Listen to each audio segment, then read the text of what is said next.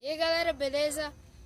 O canal ficou muito parado e hoje a gente vai fazer bike check dessa Gills vermelha 2019. Galera, vamos começar com o bike check primeiro. Então aqui com uma Dirt hidráulica 2018. Tá com o disco Shimano, o cubo Absolute. Os aros são VMAX com pneu Kenda Flame. Aqui na frente tem umas manoplas Gills de BMX, M447, passador Shimano 7 velocidades, guidão Gills, mesinha Gills, caixa de direção e tampa Neco, beleza? Pé de vela Shimano Alívio, Narrow Wide No Table 32 dente. Atrás um pneu Kenda Flame, aro VMAX, cubo, disco Shimano e o cubo Absolute com catraca de 7. Câmbio Shimano Altos, corrente é uma KMC, banquinho DDK Dirt, canote sem marca. Pedal é uns vagabundinhos mesmo, de 5 conto, rolamento.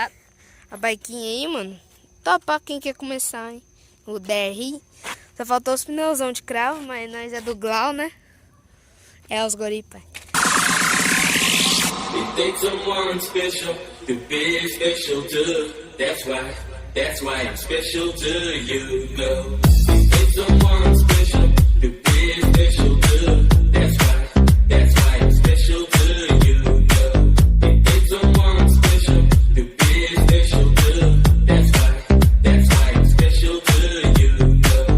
It takes someone special to be special too. That's why I'm special to you, girl.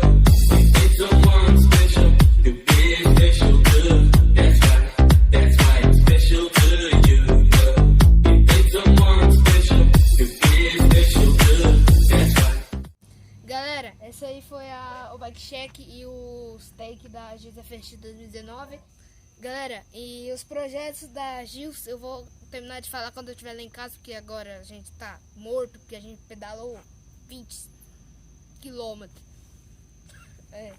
Então eu vou descansar um pouco, depois eu volto a falar sobre a Gills, beleza?